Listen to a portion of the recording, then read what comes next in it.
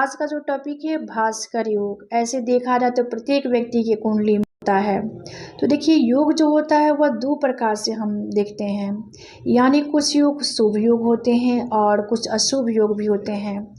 और जैसे कि कहने का तात्पर्य यह है कि कुछ दुर्योग होते हैं, कुछ राजयोग भी होते हैं।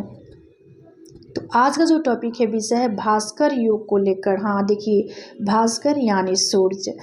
तो इसको समझने के लिए देखिए भास्कर योग जो होता है किस प्रकार से बर्थ चार्ट में इसका देखने का जो तौर तरीका है वह क्या है, इस पर बृहद चर्चा करेंगे।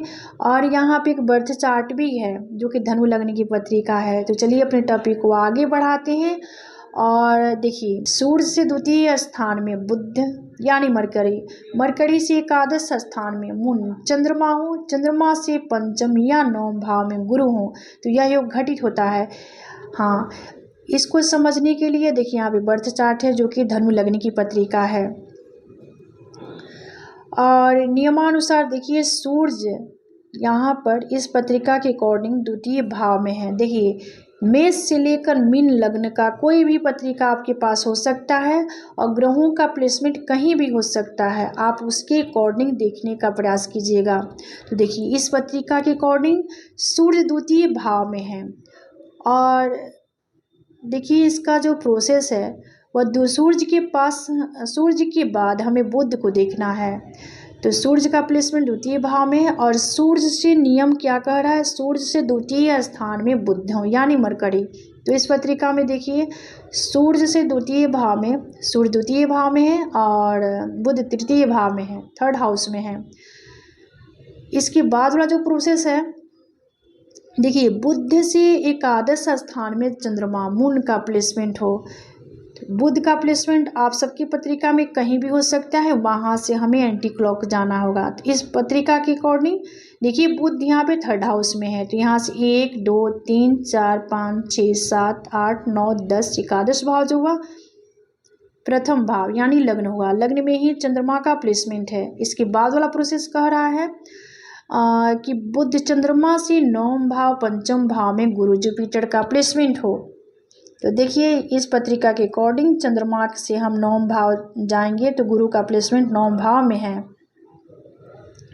आप सबके पास पत्रिका जो होगी गुरु का प्लेसमेंट कहीं भी होगा, चंद्रमा का भी प्लेसमेंट कहीं भी होगा, वहाँ से चंद्रमा जिस भी भाव में है तो नियमानुसार आपको वहाँ से 9 भाव आगे जाना है, या पंचम भाव में गुरु हो या 9 भाव में हो, तो यह योग निर्मित होता है। हाँ, इसका देखिए 100% रिजल्ट प्राप्त करने के लिए कुछ कंडीशन है, उस पर भी हम विचार कर लेते हैं। देखिए पहला जो कंडीशन है लग्न लगने से मजबूत अवस्था में हो, यानी इनके पास स्ट्रेंथ पावर हो। इसके बाद दूसरा जो कंडीशन है ग्रहों के पास डिग्री वाइज बल प्राप्त हो, यानी ग्रह मजबूत अवस्था में हो। इसके बाद तीसरा जो कंडीशन है कोई भी ग्रह अस्त नहीं हो, यानी निस्तेज नहीं हो। आप सभी जानते हैं सूर्य के करीब जो भी ग्रह जाते हैं या उनके साथ प्लेस हैं तो वह निस्तेज हो जाते हैं, अस्त हो जाते हैं, यानी सूर्य के ऊर्जा पावर से वह ग्रह अस्त हो जाता है, निस्तेज हो जाते हैं। तो निस्तेज नहीं होना चाहिए, अस्त नहीं होना चाहिए। इसके बाद वाला जो कंडीशन है यह योग जो बन रहा है शुभ भाव में होना चाहिए। भास्कर योग शुभ भाव में हो तो और अति उत्तम, यानी भाव जो हो केंद्र का भाव हो, त्रिकोण भाव हो। केंद्र भाव प्रथम भाव, चतुर्थ भाव, सप्तम भाव, दसम भाव, पंचम भाव, नवम भाव,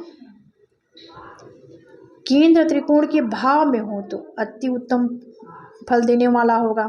अब इसके हम प्रभाव पे फोकस डाल लेते हैं। देखिए इस योग में उत्पन्न जातक धनी, शास्त्रों का ज्ञाता, सब प्रकार से सामर्थ्यवान होता है। ऐसे लोग मान सम्मान, पद प्रतिष्ठा, ऊंचे पद की प्राप्ति भी करते हैं। हाँ, ऐसे व्यक्ति जो होते हैं अपने लाइफ में सुखी जीवन जीते हैं, यानी ऐसे लोग की वाणी काफ़ी प्रभावी होती है, यानी आपके ऐसे लोगों के वाणी में एक अलग प्रकार की ओज और सहजता देखने को मिलती है। ऐसे लोगों के अंदर स्पष्टीकरण कूट की भरा होता है। तो देखिए यह एक उत्तम योग है और जब भी बर्थ चार्ट में देखना होता है तो इस नियम को लगाकर आप देख सकते हैं। तो आज का विषय यही समाप्त होता है। मिलते हैं अगले वीडियो में एक नए विषय वस्तु के साथ। तब तक के लिए धन्यवाद।